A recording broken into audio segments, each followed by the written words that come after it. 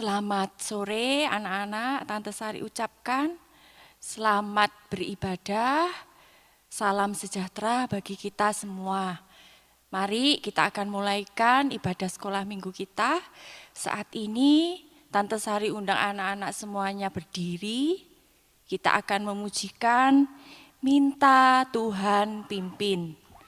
Tangannya dilipat, anak-anak menyanyi dengan sungguh-sungguh ya.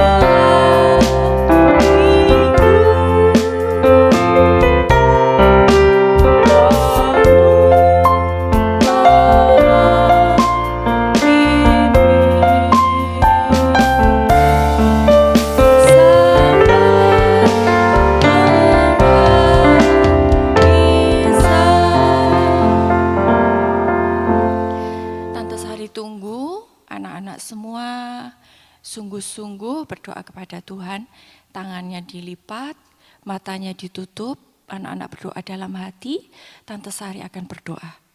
Tuhan Yesus, terima kasih buat kesempatan saat ini kami boleh datang kepadamu untuk beribadah, melayani Tuhan.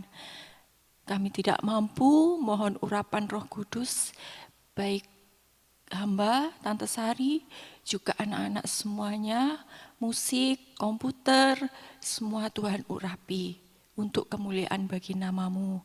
Segala kuasa iblis setan yang masih mengganggu kami, roh tidak sungguh-sungguh, roh main-main, kamu usirkan di dalam nama Tuhan Yesus Kristus, pergi. Darah Yesus yang berkuasa, kuasai sepenuhnya tubuh jiwa roh kami dengan firman kasih dan Roh Kudus-Mu. Di dalam nama Tuhan Yesus Kristus, haleluya, amin. Anak-anak boleh duduk, ya. Kita akan lanjutkan memuji Tuhan dengan aku berjanji, ya. Setiap hari aku nakal, yuk. Tepuk tangan semua.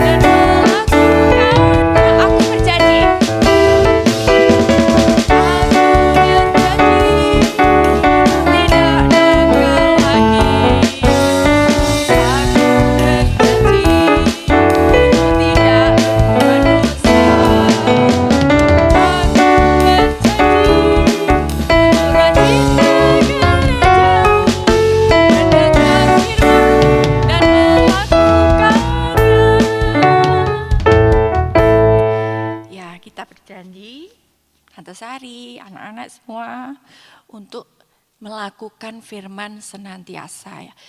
Tante Sari senang lagu ini, dan Tante Sari meskipun lagu ini itu riang, tapi Tante Sari merasa terharu. Karena apa? Karena kalau melihat baik Tante Sari mengalami ataupun melihat orang lain mengalami keubahan hidup, mengalami pembaruan hidup, ya, yang tadinya tidak taat menjadi taat, itu rasanya seneng gitu ya. Terharunya terharu, seneng, sukacita yang dari Tuhan. Kalau kita bisa mengalami keubahan hidup ya, kita bisa taat kepada firman. Tante Sari undang kita berdiri, kita akan memujikan lagu T-A-A-T, taat. Nanti ada kata-kata taat, baik, sama suci ya. Jadi urut T-A-A-T, taat, B-A-I-K, baik, S-U-C-I, suci gitu ya. Nanti gantian setiap bait. Bait 1 taat, bait 2 baik, bait 3 suci. Yuk kita pujikan lagu ini dengan sungguh-sungguh. Yuk tepuk tangan ya.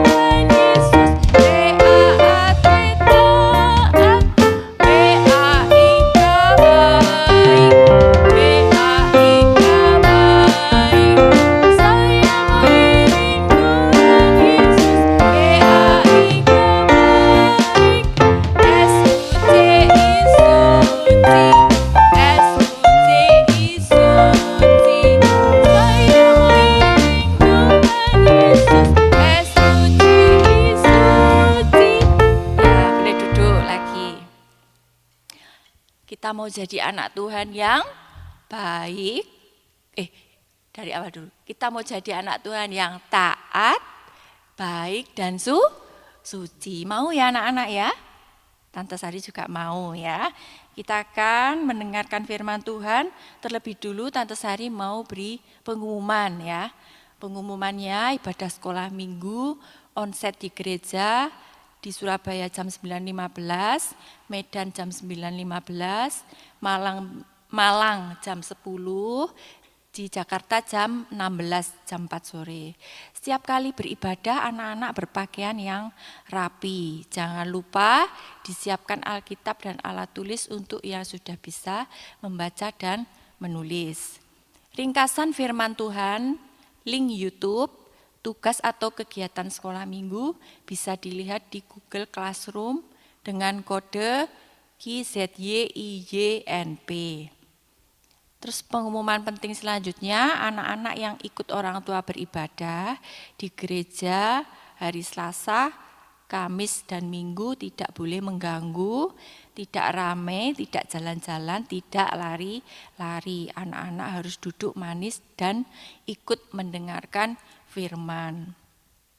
Tidak hanya ibadah di gereja saja ya, anak-anak yang ikut ibadah dengan orang tua di rumah karena karena tidak bisa datang ya, karena tempatnya jauh atau yang di luar pulau, di luar negeri gitu ya, harus sungguh-sungguh ya anak-anak ya. Kita akan pujikan Ku Taat Perintahmu, anak-anak semua berdiri. Tante Sari undang berdiri. Kita akan pujikan Ku Taat Perintahmu dengan sungguh-sungguh ya.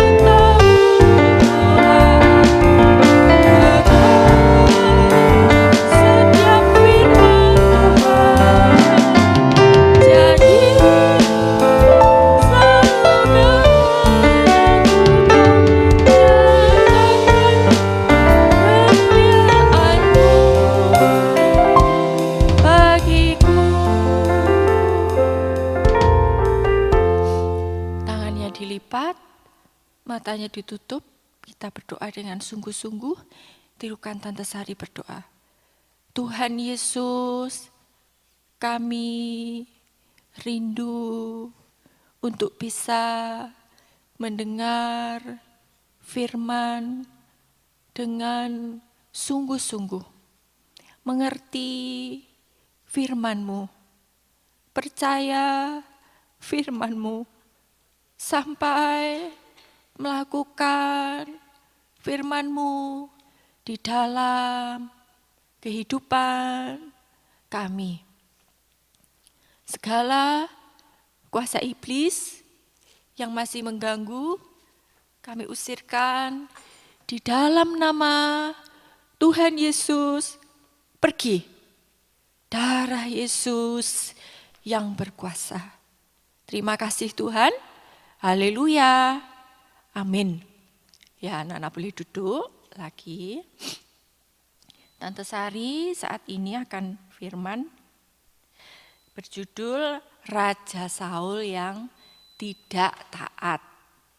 Ya, di 1 Samuel 13 ayat 1 sampai 14, 1 Samuel 15 ayat 1 sampai 13. Raja Saul yang tidak taat. Raja Saul ini siapa, Nana? Raja Saul ini raja pertama bangsa Israel, ya. Raja Saul ini hebat, kalau nggak pinter ya nggak jadi raja, ya. Dia raja pertama di Israel. Nah, Raja Saul ini saat menjadi raja itu tapi tidak taat, anak-anak, ya. Dia tidak taat. Tandanya kalau jadi raja itu diurapi minyak gitu, ya. Diurapi minyak oleh Samuel waktu itu. Samuel, ya. Samuel itu kalau sekarang itu pendetanya gitu, ya, gembalanya. Nah, itu yang mendoakan Saul untuk jadi raja pertama di Israel. Nah, Raja Saul ini tetapi dia tidak taat, ya anak-anak, ya. Dia tidak taat. Tidak taatnya yang pertama kita baca dulu di 1 Samuel 13 ayat yang kelima. 1 Samuel 13 ayat yang kelima. Ya, baca ya kita. Adapun orang Filistin telah berkumpul untuk berperang melawan orang Israel dengan 3.000 kereta, 6.000 orang pasukan berkuda, dan pasukan berjalan kaki sebanyak pasir di tepi laut. Mereka bergerak maju dan berkemah di Mikmas di sebelah timur Bet Awen. Jadi Raja Saul ini dan rakyat Israel akan berperang dengan bangsa Filistin. Banyak itu, ya, tentaranya orang Filistin. Ya. Nah, Samuel ini sudah berkata kepada Raja Saul, kan kalau mau perang itu harus membakar mezbah dulu, ya, membakar mezbah. Lah itu harus Samuel yang mempersembahkan korban kepada Tuhan di atas mezbah korban bakaran, ya. Nah, Raja Saul ini Samuel sudah berkata kepada Saul, kalau 7 hari, tunggu aku ya, 7 hari.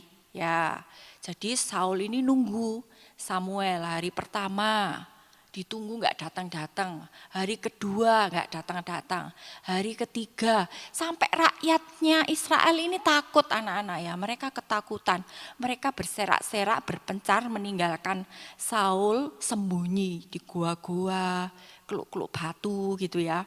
Mereka ini takut. Hari keempat, kelima, keenam ditunggu-tunggu kok gak datang-datang, ya. Sampai hari ketujuh. Tapi kan 1 hari itu kan ada mulai pagi, ya, pagi, siang, sore, ditunggu kok gak datang-datang, ya. Pagi ditunggu, siang sampai sore kok gak ada. Nah, Saul ini sampai ketakutan juga. Loh, kalau rakyatku meninggalkan aku, terus siapa yang mau perang? Masa aku sendirian perang? Wis, sekarang memberanikan diri. Raja Saul ini memberanikan diri mempersembahkan mezbah kepada Tuhan. Nyuruh tentaranya untuk mempersiapkan mezbah, dia bakar mezbah kepada Tuhan. Raja Saul ini memberanikan diri. Dia berani, ya. Berani untuk enggak nurut sama Samuel, nggak nurut sama Tuhan, berani mempersembahkan mezbah kepada Tuhan. Nah, kita baca di ayat yang ke-10. Baru saja ia itu siapa? Saul.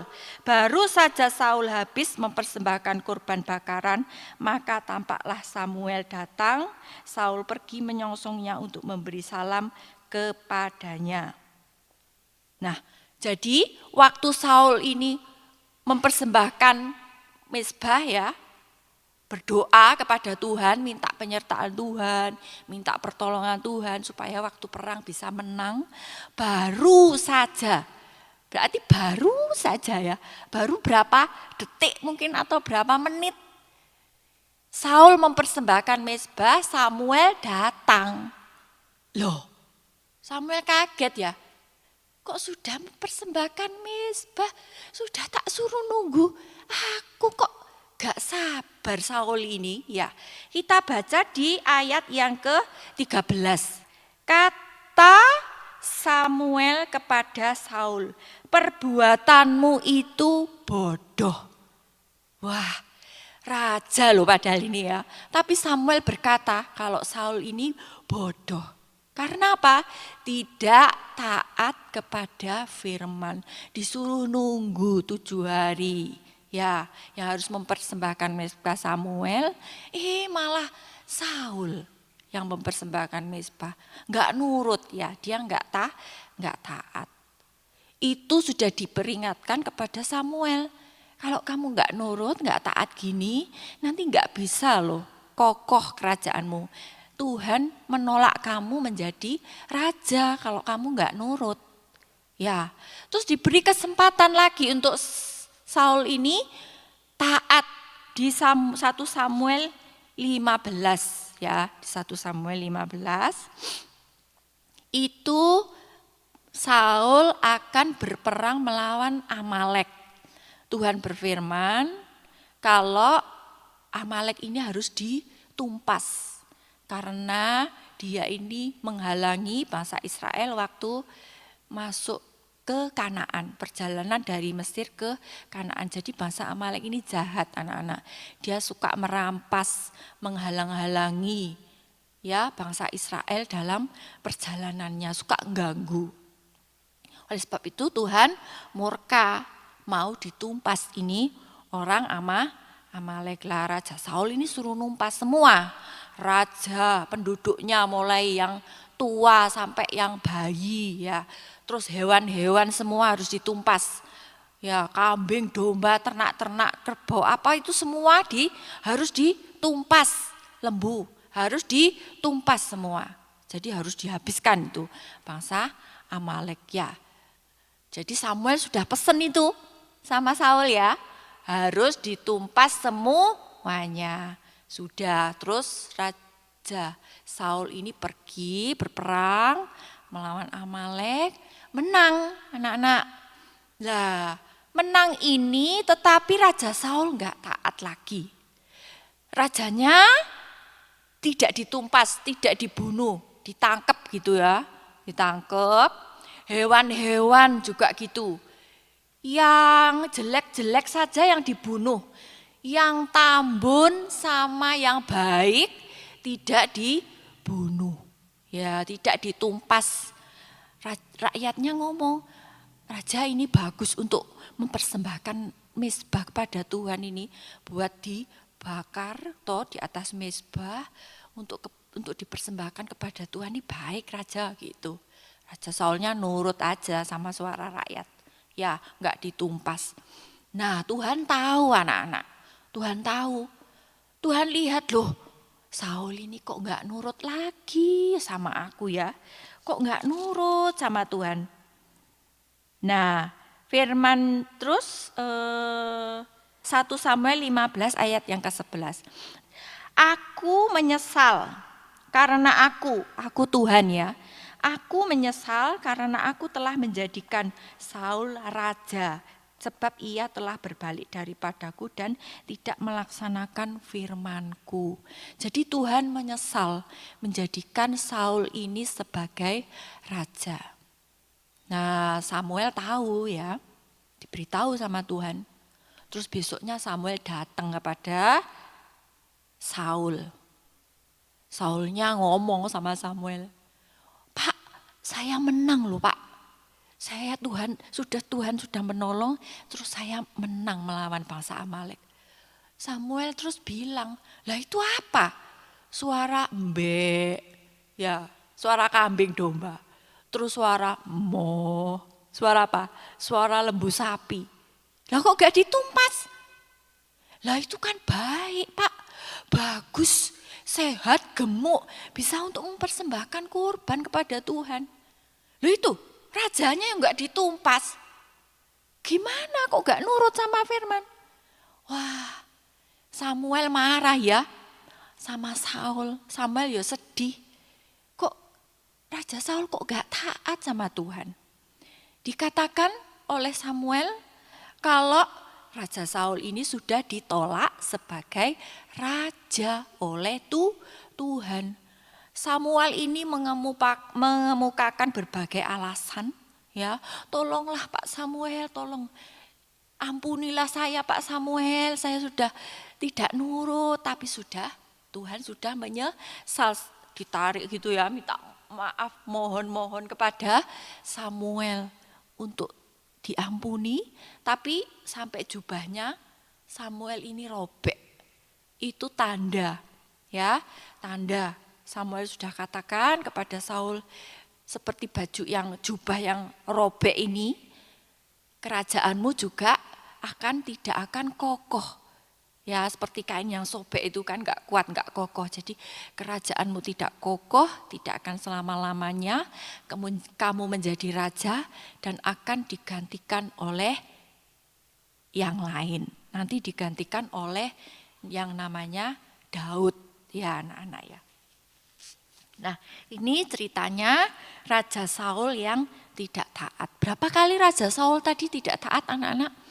2 kali ya. Waktu melawan Filistin dan waktu melawan Amalek. Nah, Raja Saul ini tidak taat saat terdesak. Ya, waktu menghadapi Filistin, rakyatnya sudah berserak-serak, aduh ketakutan. Bagaimana ini gitu ya. Nah, itu terdesak, dia tidak taat. Waktu menghadapi Amalek dalam kemenangan, menang.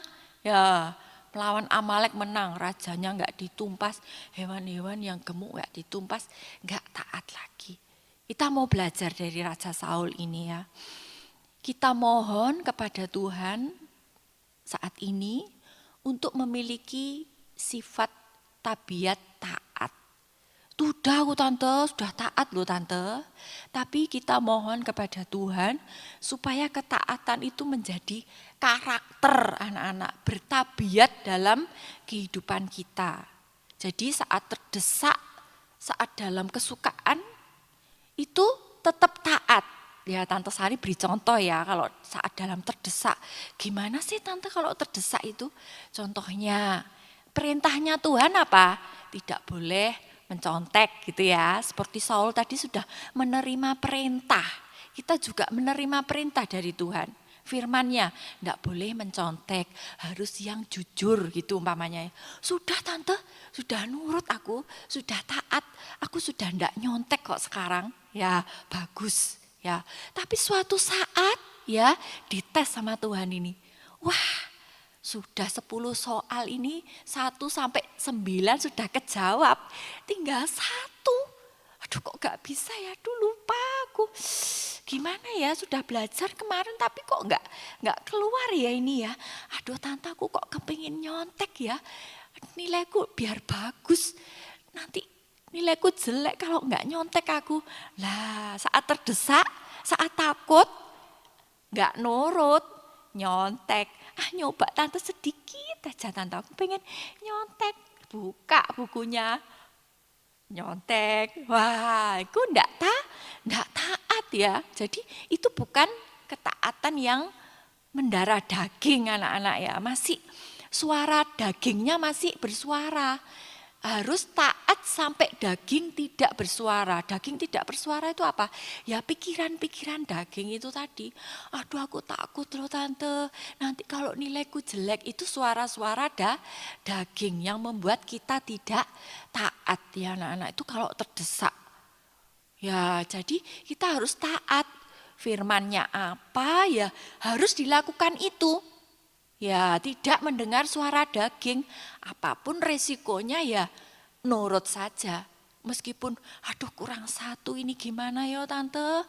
Ya, keyakinan dalam hati, aku mau taat pada firman. Apapun yang terjadi, pokoknya aku mau taat. Ya itu nanti Tuhan akan yang menolong ya anak-anak ya. Tuhan yang selalu menyertai kita. Mungkin saat itu tidak kurang memuaskan nilainya. Tapi kita bisa taat itu, kita bersyukur kepada Tuhan. Ya, meskipun kurang bagus hasilnya. Itu namanya ketaatan yang menjadi karakter. Kalau dalam kesukaan apa tante? Contohnya anak-anak sudah baik ya, sudah bagus. Nah, mama aku nanti kalau sudah pinter, jadi anak yang nurut, minta mainan ini boleh? Oh boleh. Mama lihat kok sudah baik ya, dikasih mainannya. Terus waktu mainan ya seneng-seneng, sampai lupa waktu, diingatkan mamanya untuk makan, nggak mau, asik mainan, enak mainan ini aja, gitu, nggak nurut. Nah itu ketaatan yang tidak jadi karakter.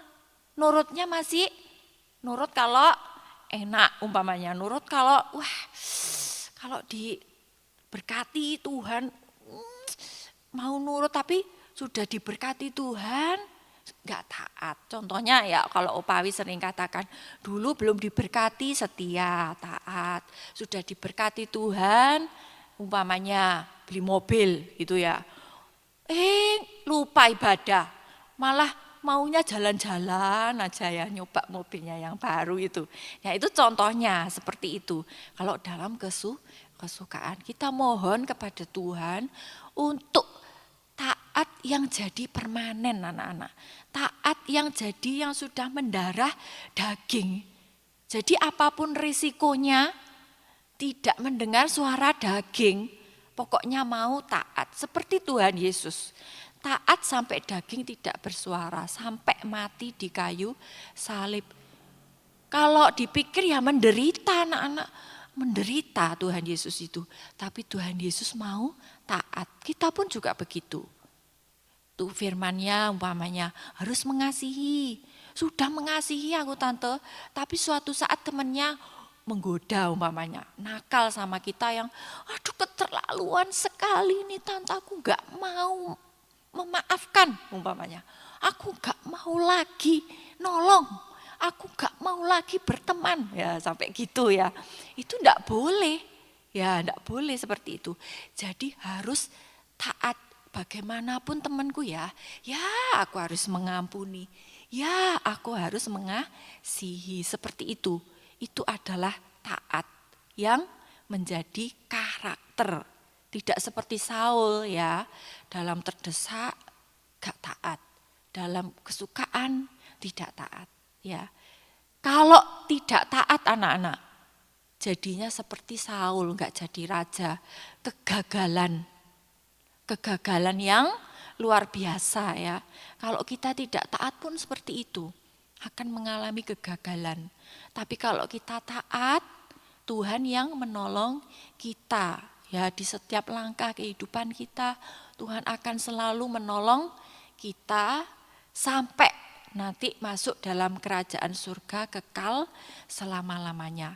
Ayat yang terakhir, Matius pasal 7 ayat yang ke-21. Matius 7 ayat yang ke-21 ya. Bukan setiap orang yang berseru kepadaku Tuhan, Tuhan akan masuk ke dalam kerajaan surga, melainkan dia yang melakukan kehendak Bapakku yang di surga. Yaitu anak-anak ya.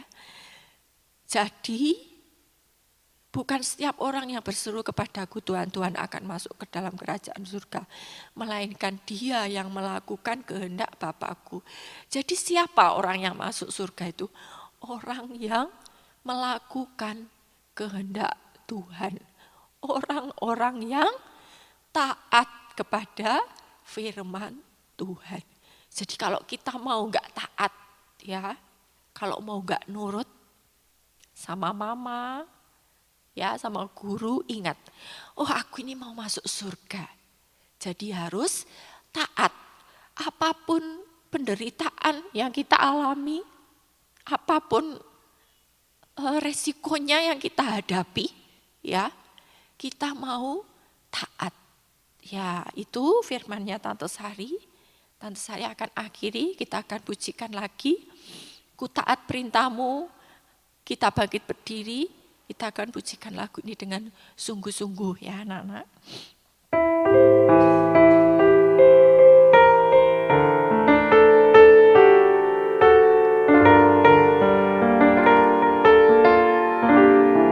Kornya saja.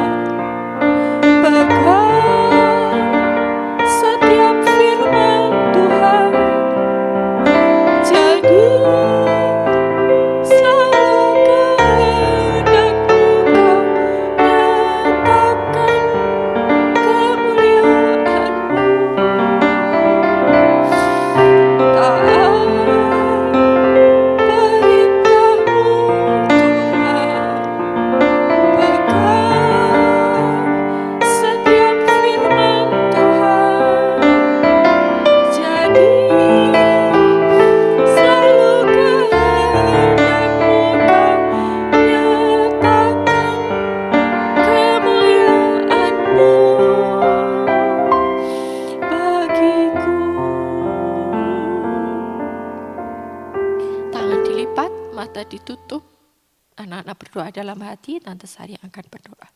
Tuhan Yesus, terima kasih buat firman-Mu. Kami mau memiliki ketaatan yang permanen, menjadi karakter, sifat, tabiat dalam kehidupan kami. Untuk kami memiliki pribadi-Mu dalam kehidupan kami yang menuntun setiap langkah kehidupan kami, mulai anak-anak kecil sampai besar nanti, sampai masuk dalam kerajaan surga kekal selama-lamanya. Kami pegang janji firman-Mu dan kami akan melakukannya dalam kehidupan kami. Terima kasih Tuhan, terima kasih. Kami akhiri ibadah kami pada saat ini. Tuhan menyertai anak-anak-Mu sepanjang minggu ini, kembalikan pada ibadah minggu depan. Nama Tuhan yang dipermuliakan. Di dalam nama Tuhan Yesus Kristus, haleluya, amin. Tante Sari ucapkan terima kasih, Tuhan Yesus memberkati.